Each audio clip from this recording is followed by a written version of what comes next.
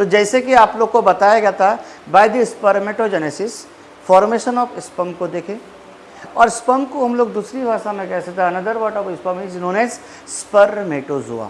अब यहाँ पर बताएंगे स्पर्मेटोजोआ के अंदर में क्या क्या ऐसे चीज़ें होते हैं, क्या क्या पार्ट्स होते हैं। अधिकतर ये बोर्ड में अधिकतर क्वेश्चन पूछे जाते हैं कि स्पर्म सेल का एक्चुअली कितने पार्ट होते हैं, head, neck, the middle part जिसको हम लोग बॉडी भी कह सकते हैं, एंड द टेल। तो हम सबसे पहले बात करेंगे कि हेड रीजन में क्या होगा। अगर हेड रीजन का हम लोग बात करेंगे तो ये हेड रीजन है, सोचिए ये है आपका नेक रीजन, ये आपका बॉडी या मिडिल पार्ट हो गया है, और ये आपका टेल रीजन है। अब आप लोग को जब स्पर्मेटोजेनेसिस आप लोग को पढ़ाए थे तो आप लोग को एक चीज़ याद होगा कि जब ओनली हेड वाला रीजन रहेगा स्पर्मेटिड कहेंगे, उसके साथ साथ जो बॉडी एंड टेल लग जाए उसको स्पर्मेटोजोआ या स्पर्म सेल कहते हैं। तो चलिए हम लोग आज हेड रीजन में देखेंगे। तो ये वाला मेरा पास है हेड रीजन। तो हेड रीजन में एक्चुअली क्या होता है, ये एक स्पर्म एक सेल है, तो दैट मीन्स ये सेल में क्या होगा भाई, साइटोप्लाज्म तो होगा।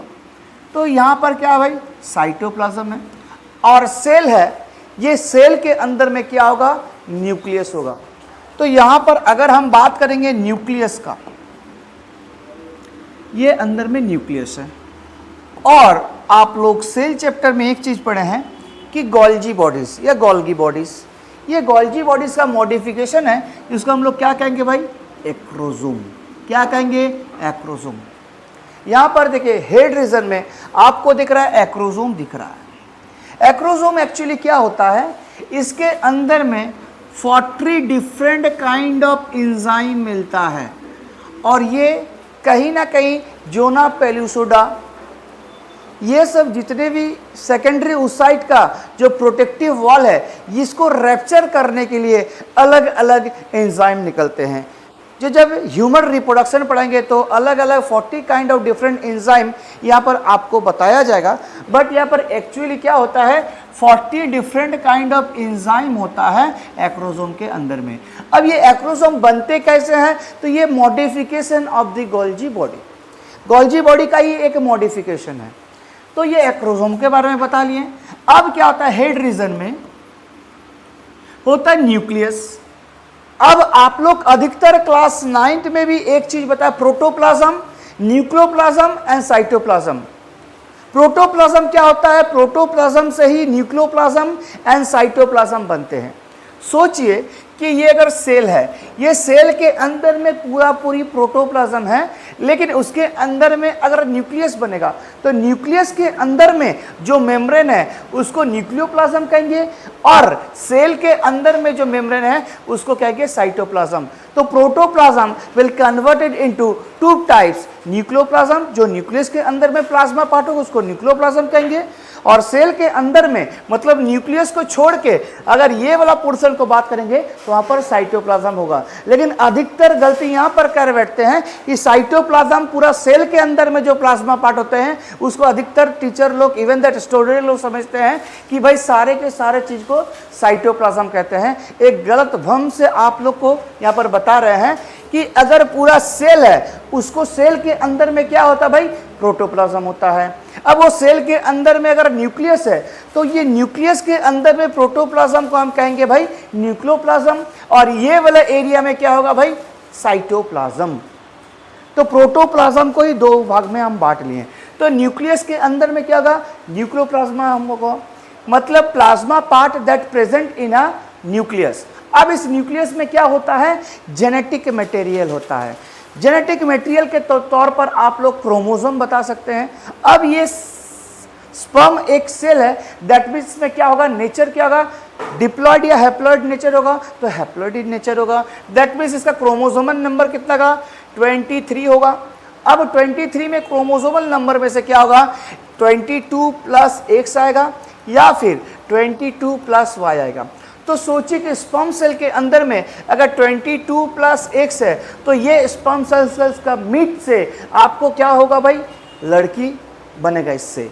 अगर यहाँ पर 22 प्लस Y होता है सेक्स सेल के अंदर में, तो उसके मीट के साथ आपको क्या मिलेगा, यहाँ पर मेल चाइल्ड जन्म होगा।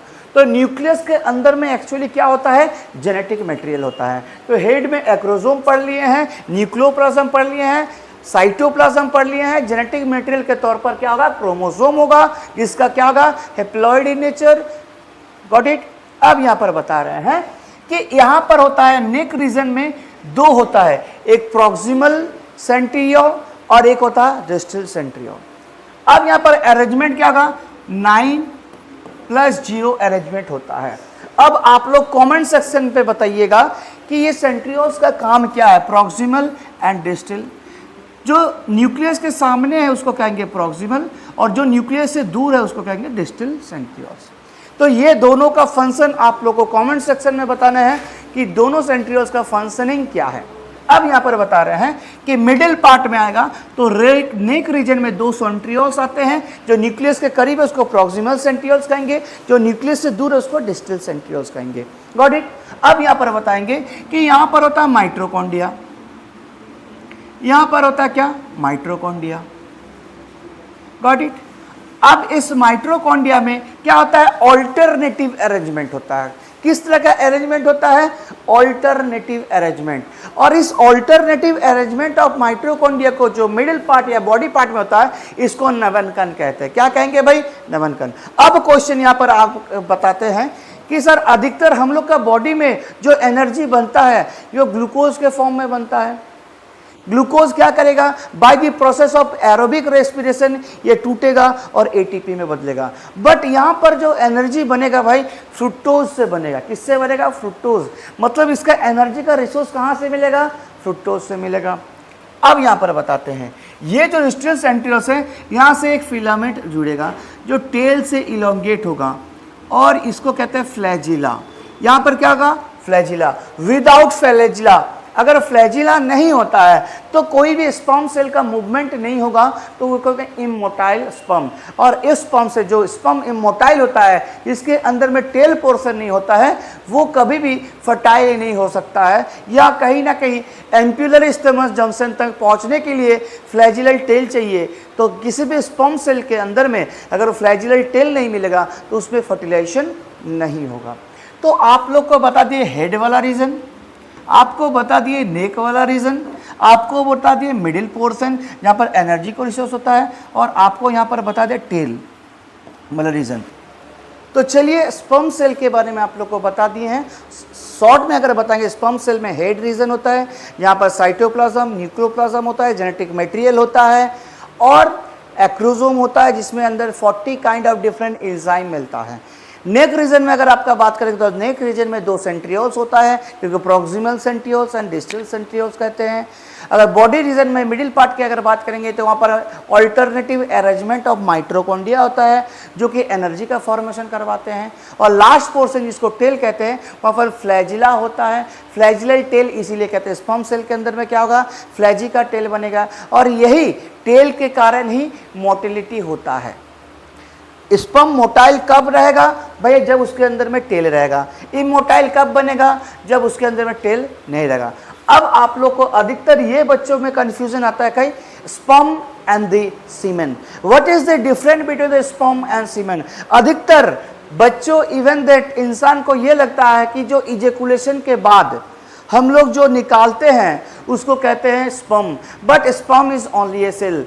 ये जान लीजिए, स्पर्म क्या है, एक सेल है। स्पर्म के साथ क्या क्या होता है भाई, फ्रुक्टोज मिलेगा, जो 3 ग्लैंड यहाँ पर काम करते हैं। तो चलिए स्पर्म और सीमेन के बारे में आप लोग को डिफरेंस बताते हैं। तो अधिकतर क्या होता है, स्पर्म जो होता है ये ओनली सेल होता है भाई, ठीक है। स्पर्म के साथ क्या मिश्रण होगा, सेमाइनल प्लाज्मा।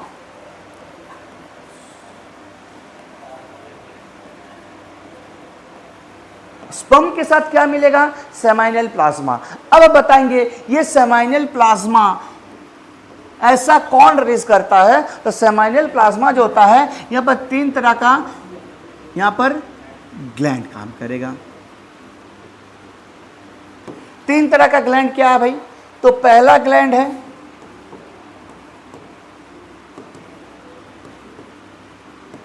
सेमिनल वेसिकल्स, दूसरा जो होगा प्रोस्टेट ग्लैंड, और तीसरा जो होगा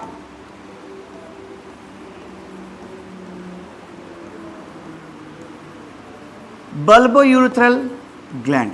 अब सर अगर बात करेंगे, ये 1 पेयर होगा, मतलब एक जोड़ा होगा, ये प्रोस्टेट ओनली नंबर में एक होगा, और बल्बोयूरेथ्रल या कॉर्पस ग्लैंड ये भी नंबर में पेयर में होगा। तो सोचिए कि ये जो सेमिनल वेसिकल ग्लैंड है ये क्या करेगा भाई, ये फ्रुक्टोज रिलीज करेगा, और ये प्रोस्टेट क्या रिलीज करेगा भाई, कैल्शियम आयंस, और बल्बोयूरेथ्रल क्या करेगा, लुब्रिकेशन। जब फ्रुक्टोज, कैल्शियम आयंस और यहाँ पर लुब्रिकेशन के लिए एक एंजाइम इसके साथ मिल जाएगा स्पर्म के साथ, तो उसको कहेंगे सेमिनल प्लाज्मा। यहाँ पर नीट में अधिकतर क्वेश्चन पूछे जाते हैं कि सेमिनल प्लाज्मा के अंदर में क्या क्या होता है। तो सेमिनल प्लाज्मा के अंदर में सबसे पहला होता है भाई fructose, next calcium ions, and the third which is known as enzyme. ये तीन अगर एक साथ कंबाइंड हो जाते हैं तो उसको क्या कहेंगे, सेमिनल प्लाज्मा। और ये सेमिनल प्लाज्मा स्पर्म के सेल के साथ जब एक साथ मिल जाते हैं तो उसको कहेंगे भाई सीमेन। तो अधिकतर अगर आप लोग बोल रहे हैं कितना स्पर्म निकल रहा है, तो वो आप लोग गलत वर्ड प्रयोग कर रहे हैं। हम लोग स्पर्म को निकालते नहीं हैं, हम लोग सीमेन को निकालते हैं। अब बता रहे हैं, एक इंसान, नॉर्मल इंसान अगर एक बार इजुकुलेट करता है बाय द कॉपुलेटरी ऑर्गन, तो वहां पर 2 से 3 ml सीमेन आपको मिलेगा, से 3 ml तक सीमेन निकाल सकता है 1 इजेकुलेशन में। एक इजेकुलेशन में 2 से 3 ml ऑफ सीमेन निकालेगा। अब क्वेश्चन यहां पर आते हैं कि 1 ml ऑफ सीमेन में 100 स्पर्म सेल रहेगा। 100 क्या, मिलियन। तो अब बताइए, तो 2 ml में कितना होगा, 200 मिलियन। 3 ml में क्या होगा, 300 मिलियन। तो यहां पर एक नॉर्मल अगर कोई इंसान 2 से 3 ml सीमेन निकाल रहे हैं तो उसमें स्पर्म सेल कितना होगा, 200 से 300 मिलियन स्पर्म सेल होगा। अब आप लोग को बता रहे हैं कि जब भी ये 200 से 300 स्पर्म सेल यूट्राइन कैविटी के अंदर में जाएगा तो यहाँ पर ये फॉलोपियन ट्यूब तक 200 से 300 ही पहुँच पाते हैं। कहाँ पर, एम्पुलर स्टमस जंक्शन में। ये सोचिए कि एम्पुला है और ये स्टमस है, तो इस जंक्शन में 200 से 300 ही स्पर्म सेल पहुंच पाते हैं, और उस 200 से 300 स्पर्म सेल में जो पहले स्पर्म यहाँ पर करीब पहुंचेगा उसी के साथ फर्टिलाइजेशन होगा। क्लियर है? तो यहाँ पर स्पर्म और सीमेन के बारे में डिफरेंस आपको बता दिया गया। स्पर्म का फॉर्मेशन कैसे होता है प्रीवियस आपको लेक्चर में बताया गया है। स्पर्म के अंदर में head area, neck area and body and the tail होता है, ये भी आप लोग को समझा चुके हैं। और ये स्पर्म सेल के साथ क्या होता है, सेमिनल प्लाज्मा इसके साथ कंबाइंड होता है। इसके अंदर में आपको सेमिनल वेसिकल ग्लैंड से आपको मिलेगा फ्रुक्टोज, प्रोस्टेट से मिलेगा आपको कैल्शियम आयंस एंड बल्बोयूरेथ्रल से आपको मिलेगा एंजाइम। और ये एंजाइम फ्रुक्टोज और कैल्शियम आयंस क्या करते हैं, एक साथ मिक्स जब हो जाते हैं उसको कहते हैं seminal plasma. Thank you. Like कीजिए, सब्सक्राइब कीजिए बायोगुरु चैनल को और बेल आइकन को जरूर दबाना ना भूलें।